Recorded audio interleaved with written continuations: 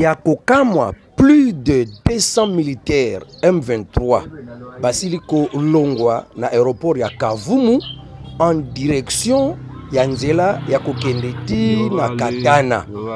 Yebani te moyen pe kotuna bango ezate basiliko lokota baje na batu na banzela na bamboka komemisa bango bifunda na bango komemisa bango ba arme pe ba bagage na bango.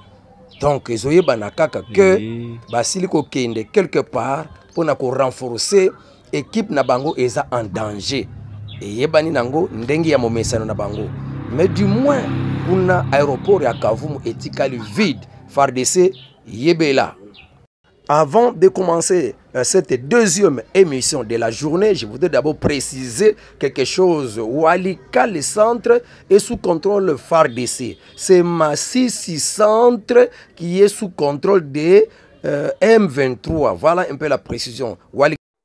Merci d'avoir choisi la chaîne Moana Congo José Télévision. Nous sommes toujours le 8 avril 2025. C'est ma deuxième émission de cette journée.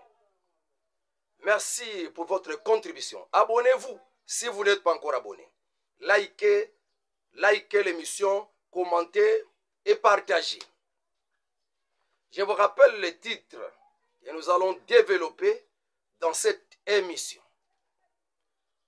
Une réunion secrète s'est tenue au Rwanda, précisément à Nyengeri, pour congoliser, pour plus congoliser la guerre, la rébellion de l'Est. Car Kagame a lavé ses mains.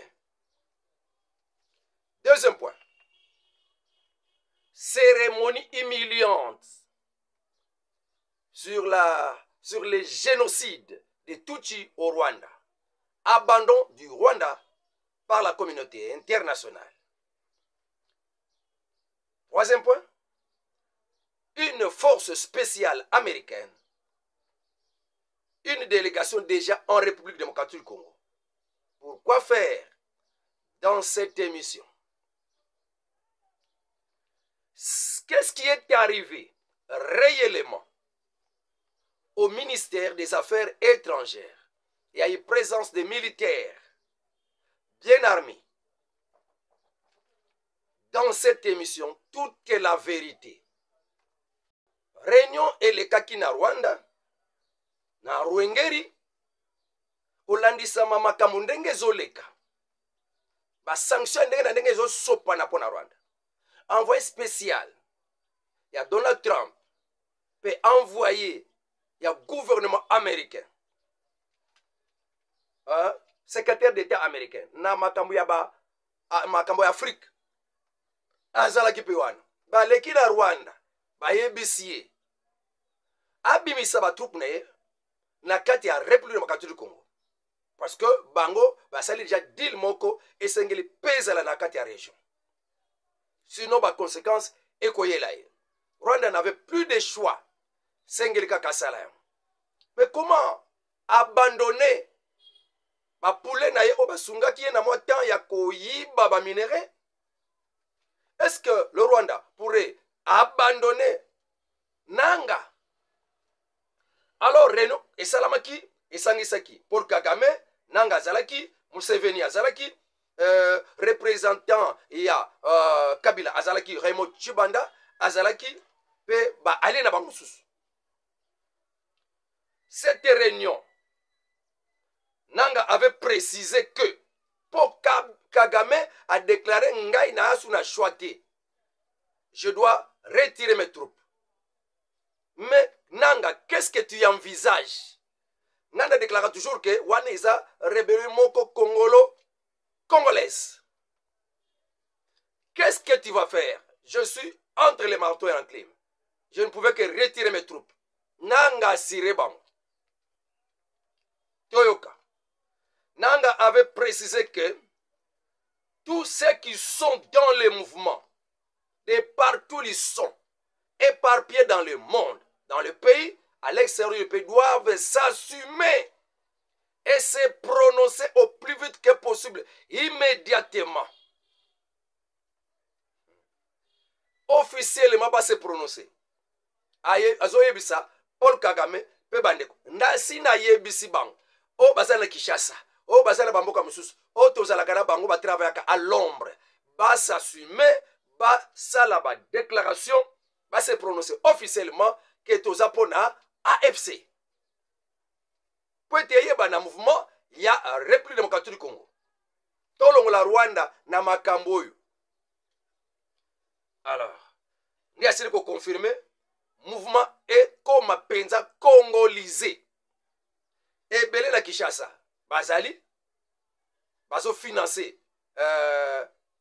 makamba guerre, que le lobby le ezana katia AFC. Pour na ko gérer ba troupe, ko liesa bango, ko pesa bango salaire, bana katia galère ya ko sakanate. Même ba militaire na biso ba kangaka ba kende ko formation na Rumangabo. Et belé ba kimi na bango. Po nzala.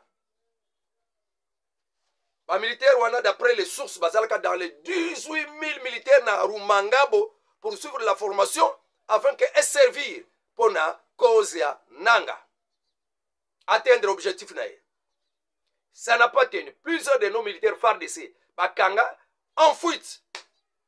Ndambu ya batu ba keko affecté bango na ba Kibumba na ba Ruchuru pe bisika na bisika. Par manque ya le quoi ya ko nourrir bango. Parce que kozare la bango bomba retardement ezonge la bango. Kuna na Rumangabo il n'y a que maintenant 6000 soldats militaires bati kaliwana.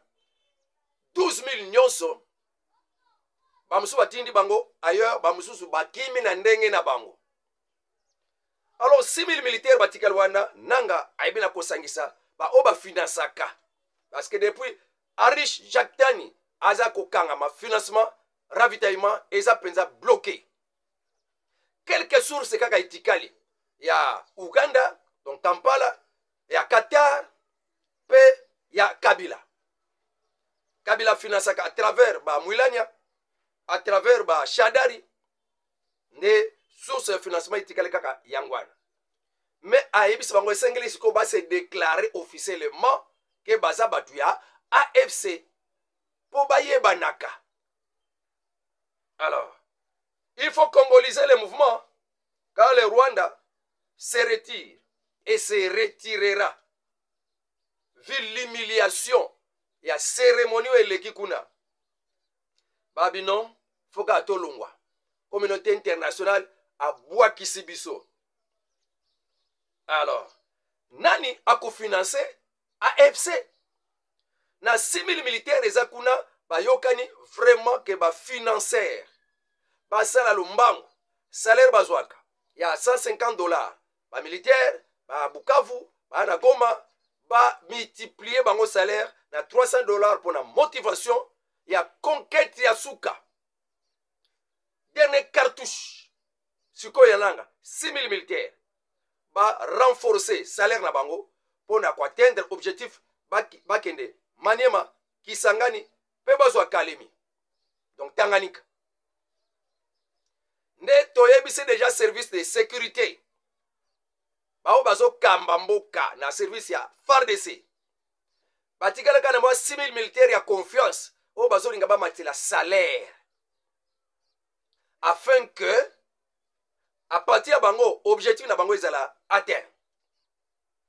Bo sili c'est la biso mwa 6 000 militaires wana. Pour combattre na énergie nyonso esengeli mwa 6 000 na bango etikali ya réserve ya suka bo beta bango na ba drone na ba sukoy. Pour votre information ba wazalendo ba patriotes ba ninga ya Congo bana Congo. Pour votre information, RDC a déjà doté na ba système de défense anti-aérien. Et ko bete avion mu payanyo saison circuler na mi pepe na biso. Belge ba sundu ba tikeli biso ba pesi biso. America pesi biso pe oyaye. Voilà un peu maintenant famille politique. Il y a Joseph Kabila va se prononcer comme ba financier. Il y a M23 pe ba se prononcer officiellement na kati ya lisanga wana yokaki na reno elekaki na Kampala et Kabila esengeleki ye moko siko abima à la tête officiellement ya AFC nanga mupanzi. Est-ce que tozokende wana il y a de la chaleur dekolanga David Kadaba, merci beaucoup. Na Brésil, Bumputu Lukanu Nestor, na Brésil. Charlotte Musenge, Michel Ntombo, merci beaucoup. Paul Noël Mukasa, Zamba Batelanga Bino Caleb Ndeli, Balandi, ya solo. Et Sikanyo Sobozali, Bambote, félicitations à vous. Alors, faites il y a génocide à Rwanda, humiliation totale. Même Macron a quitté. Le président africain invité, Bakete. Humiliation. Moko kamuta kendeki président ya Togo, mwana bitinda ya Kagame, Nyasimbe et Yadema. En Afrique. Quelle humiliation? Banda banda. Le londe bamona. Bilo Congo Salama. Mais Esalami Ponanine, la diplomatie agissante du président Félix Tshisekedi, que les Congolais ne savent pas reconnaître. Mais, monde occidental, ezoyeba nyonso, ezo salama. Soto komi lelo tina niveau yo. Et makambo aboye salama la Rwanda. Ba sanction quitte la Rwanda. Parce qu'il y a eu quelqu'un que Dieu avait utilisé, que Dieu avait envoyé avec une mission, un ange. Dieu a deux types d'anges. Ange, c'est un envoyé, un messager. Il y a des envoyés célestes et des envoyés terrestres. Voilà, bon, nous défendre. Nous allons juger les anges. D'après la Bible, il faut juger ange. Ange Gabriel, ange Michael, Wassali Sumute. Il faut juger en rapport de quoi? Hein? Nous allons juger les anges déchus. Yomo connaît aux awan. Message aux oppressés. Nanzembo na yo. Tu es un envoyé, un messager. Et dans tes chansons, il y a un message. Et comment tu les donnes? Message. Et à détournement. Nanzambe, ton message, il y a qu'on ramène batou par Nanzambe. Et les véritables enfants de Dieu vont juger les anges déchus. Bamemaki, message, il y a ndenge mabe. On a eu Sabino. Banche. Nous sommes des anges. Nous, terrestres, nous avons une mission. On a communiqué nos messages. Je suis un ange. N'attends pas la l'église. Parce qu'en dehors même ma politique, nous sommes aussi des enfants de Dieu. Et on ne peut pas séparer la politique avec le spirituel. Même bateau sans spirituel, sans le spiritisme, côté. Tous ceux qui sont dans la politique, ou bien sont dans les sciences occultes, ou bien sont dans le véritable christianisme. Parce que le corps est toujours conduit par l'esprit. On ne peut pas les séparer. Non, si on veut aller au ciel, alors on ne peut pas faire de théâtre dans les choses de Dieu. On ne peut pas faire du théâtre. D'ailleurs, c'est une supposition parce que ça ne se fera jamais. C'est du théâtre. Les anges, on en a déjà. Même dans nos églises, quand nous chantons, la louange fait descendre la gloire de Dieu. Tant que Dieu descend avec ses anges. Et tant qu'on propose déjà qu'un jour, déjà dans quatre églises, tu les dis déjà que Bokende. Donc, même quand tu chantes, les anges ne sont pas là. Ça, c'est appelé les autres anges. Ok. Voilà, Elekinam. Na zolo belanati na protection, il y a Mboka Nabiso, République démocratique du Congo, et dans nos églises, les anges sont là. Élisée, ange. Quand tu promets arriver là-bas, déjà ceux qui sont là. On ne peut pas avoir un langage d'humiliation. Hein? Il y a Kokiti Sakaba, chaque chose à sa place. Dieu à sa place, l'homme à sa place, les anges ont leur place, et les anges déchus doivent être jugés, et des bango toko sambisa. Recadrer comment il est comme vous tu appelles mais tu appelles la politique. Alors, nous sommes en train d'expliquer un peu Makambo et le Kakilakata Rwanda. C'est une humiliation que Kagame a se rendre compte que le président Félix Tshisekedi a tout n'importe qui to mona ba président koleka Kagame asakanela bango ndenge lobaki Félix Tshisekedi akosala nini nakutani na ba Laurent Désiré Kabila nakutani na ba Mobutu basale le côté nakutani na moni kutu muta ko telemelanga te mais amoni penza adversaire yaka susu loba susu ndeko langa la John Ndizi Charles Futi tulukisi yawe bino nyonso bolandanga nzambe abatelanga bino nzambe apesa bino kimia ya makasi nini balobi États-Unis République démocratique du Congo arrivée imminente d'une équipe de forces spéciales américaines en République démocratique du Congo pour un maintien de la paix à l'Est. Une équipe de brigades conjointes et Kosala Manafar DC na Batouana. Mais, moi, délégation nanou il y a force spéciale américaine en République démocratique du Congo. Ba expert ba bengi bango.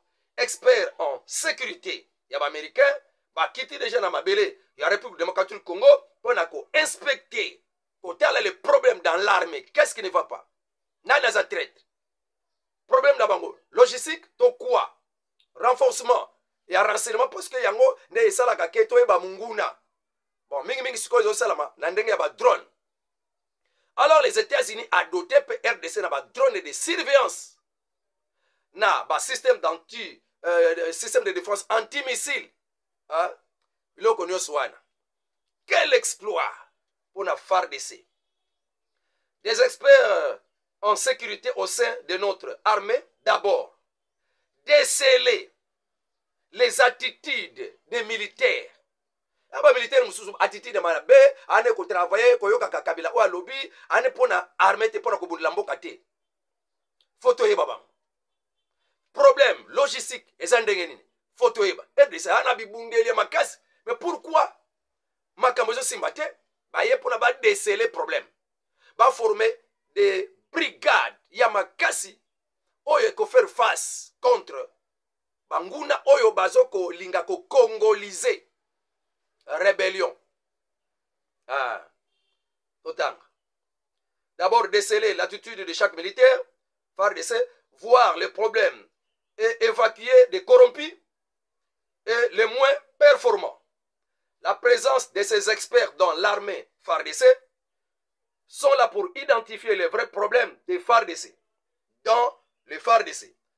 Pour préparer une équipe conjointe qui sera mise en place, mise en œuvre dans un délai, un bref délai, pour mettre hors d'état de nuire ces gens qui peuvent se promener librement en République démocratique du Congo et tuer les Congolais.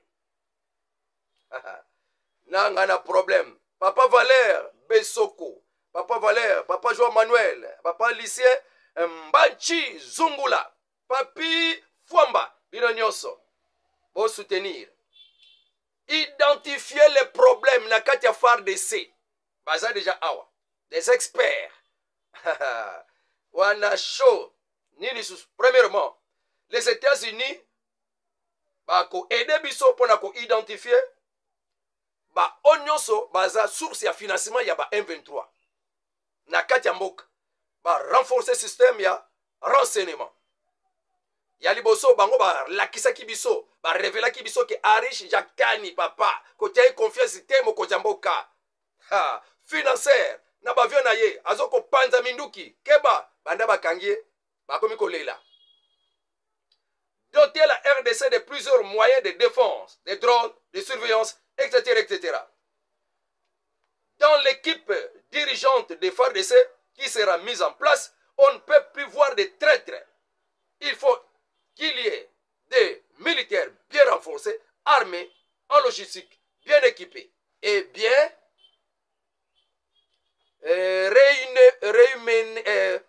rémunérés. Très bien. Comme vous voyez. Donc, mbongo y a bien, salaire y a bien. Rémunéré.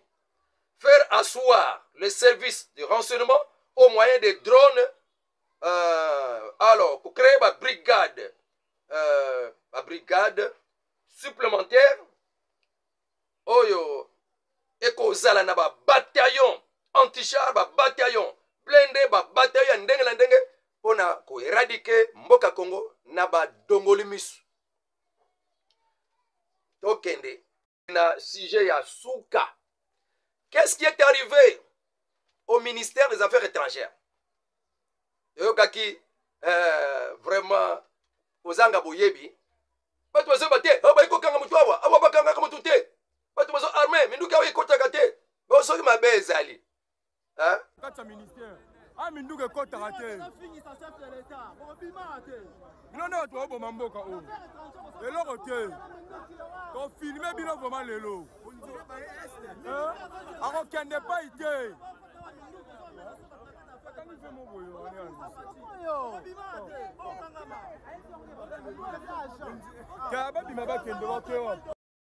agent oyo bakangi eza agent oyo te bazoluka tango bango bazokota nde agent moko na indiscipline abaton ya indiscipline abandaki kogangela ba militaire wana ba garde républicaine pe ba policier mususu ke ozana droite bozana droite ya kokota awa sanke baye ba mission bango bayeli nde babande kogangela bango nde bakangaki agent moko na indiscipline nde yango ye bazolobela mais du moins bango bakotaki kuna na mission na bango mususu. C'est comme cela que situation ekendaki na koleka na affaires étrangères.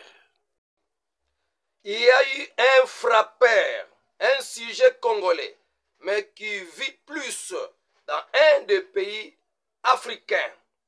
Bapé Sango Kombote, Moutouana connu comme frappeur, voleur et détourneur de l'argent d'autrui.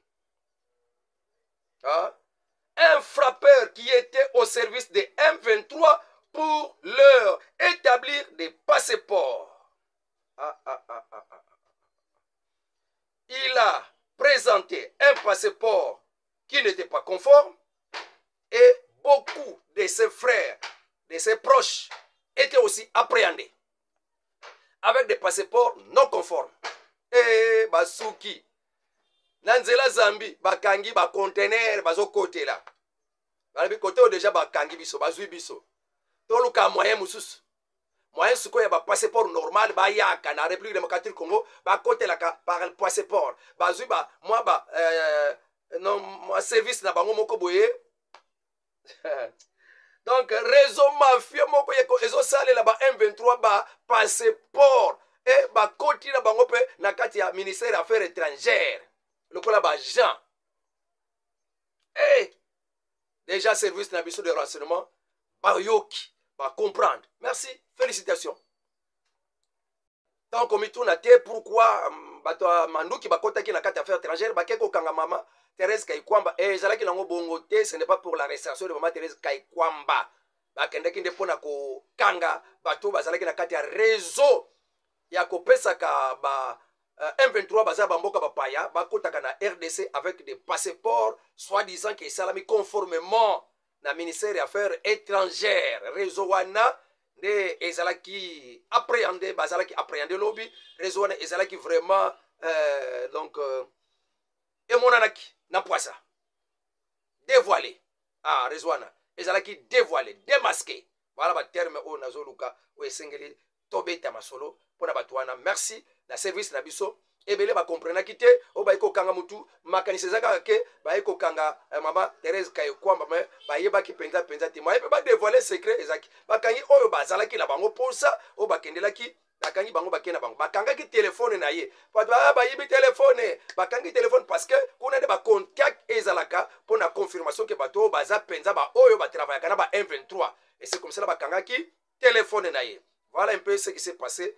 Deuxième émission langa et comme la suka, je vous en prie bino nyonso bolanda kangai nzambe abatelanga bino lokola abrigado vuvu kuna na kati ya Angola Willy Poma et Bumputu Lukanu Nestor Séraphine Tati Séraphine F Tati et Abwana héritier Michel Bamba Ndongala Perpétue Wo Valérie Petelo José Sumba nde nani susu papa Swekila Samuel Joël Batomene bambote ebele Lucien Mbachi Zungula papi Fwamba lisusu bambote na pesi bino Zambe abatela bino Paul Noël.